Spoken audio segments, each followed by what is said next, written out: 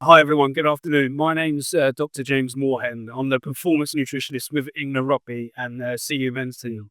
But I'm going to share today optimizing recovery nutrition for marathon runners. I have done the London Marathon. I did it 13 years ago. I was a lot younger then and a little bit lighter. I am running it on Sunday and trying to break the formidable sub 3. So wish me luck for Sunday. So just before I dive into this presentation is sponsored by GetPro, and they are stand B30. As you come in, you can't miss them. They've probably got one of the prime spots here at the expo. But let's dive into why recovery is important. And as I was putting these slide deck together, I questioned to myself, I wonder how many people have booked the 4 o'clock slot in the local pub, and the recovery is probably a pint and a burger, which is probably not ideal considering you can put your body through one of the biggest exercise stresses probably of the year, potentially of your life. And so my job today really is to make you understand why nailing that first meal and that first intake of nutrition is going to be very important, but also to help your body recover from the demands of 26 miles around London. So in particular, we know that 60 to 90 minutes of sustained running can largely deplete glycogen stores. So if you think about the time that you're going to run this marathon, we can confidently say that at the end of that marathon, your muscle glycogen stores are going to be very low, maybe not depleted, but they're going to be on the very low side. So it's very important that we consider an increase of carbohydrate intake following the marathon.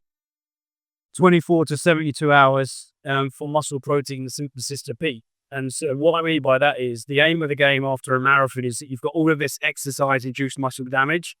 Your muscles have experienced this insane amount of micro trauma. And the aim of the game here then is to try and allow that muscle to rebuild, resynthesize, and repair as quick as we possibly can. And for some of us, I get DOMs at around 48 hours. I don't tend to get it the day after. It tends to hit me the 48-hour period. But if you don't get this right, you might be walking into work on Thursday, potentially Friday, still with legs and still struggling from a recovery point of view.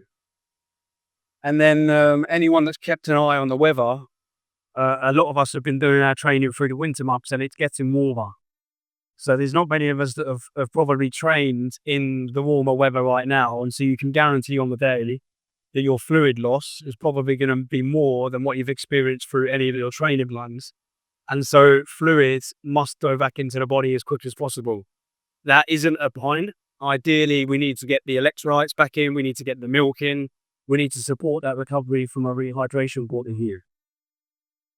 So as I've said, it's quite simple when we think about recovery. And I want you to remember the 3 R's of recovery. There is a fourth, which is rest. But depending on what you're doing after the marathon, that might not happen. But if we think about refueling, so restore that muscle glycogen, don't underestimate the amount of the energetic cost of the marathon on the body. It's going to hit you like a ton of bricks. And that's part of the fun. It's enjoyable, but you need to recover muscle glycogen. Your body is trying to repair. That repair process takes time and it takes energy. So please increase carbohydrate content. Let's get some good protein in. Depending on where your meal is booked after the marathon or whether you're going straight home, think about that quality of protein. The quality is an important part. And, you might not find the best quality protein at the pub at 4 o'clock. So just be mindful of where that protein is coming in. And then, like I said, in elite rugby, my England rugby players absolutely love a chocolate milk. I can hand chocolate milk to the players at the Allianz Stadium in London, and they will drink that no problem. They would much rather drink a chocolate milk than a traditional protein shake, just because of the flavour, the sugars. And for something like post-marathon, I'd have absolutely no problem with that. That's going in my post-marathon badge, that I will pick up both those. So for your carbohydrate target, we know that the first 30 to 60 minutes post-marathon, your body is very, very sensitive. So think about that first intake of carbohydrate that goes in. What are your options going to be? What can you have available to you from your friends and your family? What can you potentially pack into your post-marathon bag?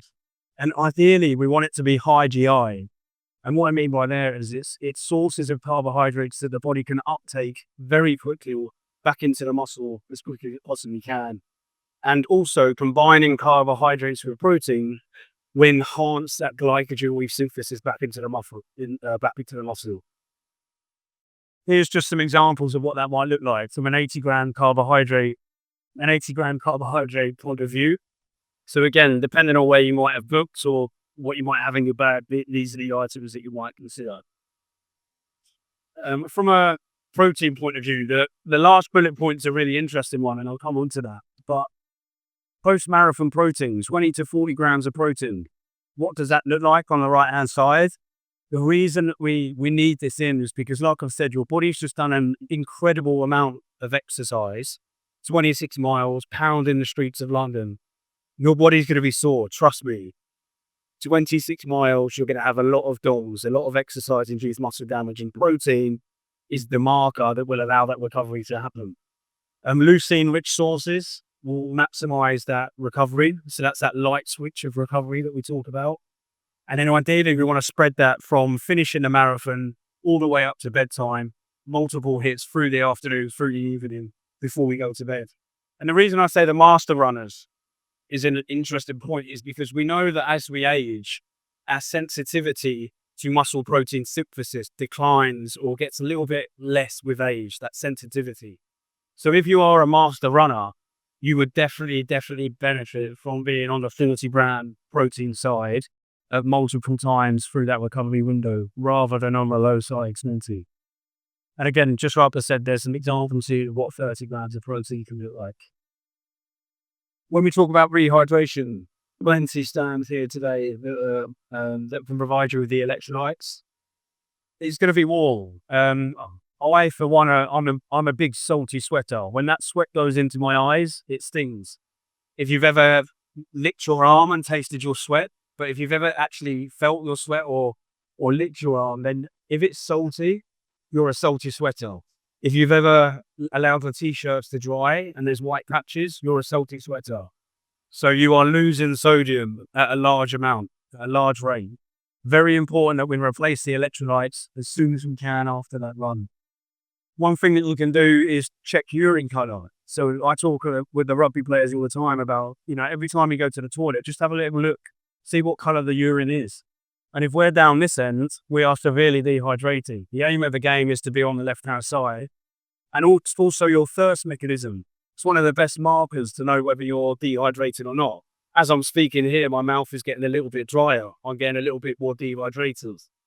So practical tests for me, like I said, chocolate milk, carbohydrates, sugar, milk, protein, and also the electrolytes that milk contains. It's an absolute winner to help you hydrate. Sorry, and I should just say here, 1 kilo lost equals approximately 1 liter of fluid.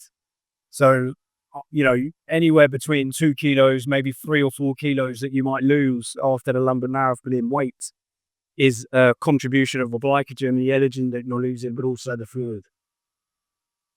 So if we then look at a recovery window, this is what it might look like. So we finish the race, we make our way down to the finish zone, we meet our family. What's that liquid that we can get in straight away? What's that quick release carbohydrate that we can get in straight away? And can we get some protein in with that as well? Then we start thinking about the half hour to the 2 hour window. You might now be in the restaurant or in the pub. What does that plate look like? How can we build that plate to be a recovery plate? And then think about after that, the recovery isn't finished. 26.2 miles. Don't just assume that is it done. You need to then think about the 2 to 4 hours after. How can we increase food availability, protein, carbohydrate to allow that recovery to do its job?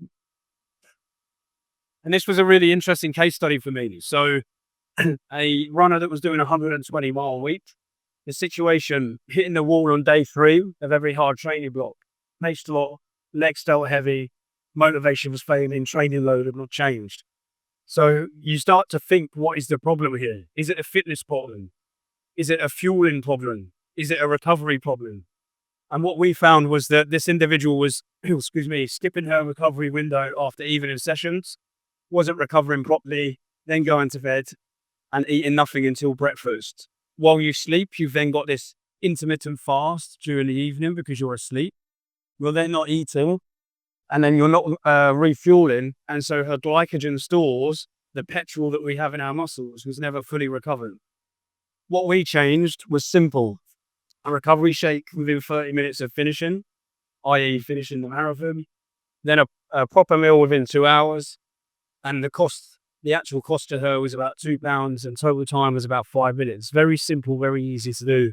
And within 2 weeks, she completed back-to-back time mileage days without the same fatigue. So this wasn't training, this wasn't load, it wasn't fueling. It was finishing the race or finishing training and not recovering properly. If I take it into England rugby, I see this a lot, even with the senior team. Double sessions, training during the season, struggling to maintain body weight, energy levels declining, performance drops significantly. One of the biggest problems with my big rugby players is a drop in weight in camp because they're not appreciating and understanding the step up at international rugby. And the international test match rugby environment is the London Marathon. This is your example of it. So post-session nutrition was inconsistent. Athlete was only consuming small snacks and waiting 2 to 3 hours for the team meal, leaving a large gap in the recovery window. How did we intervene?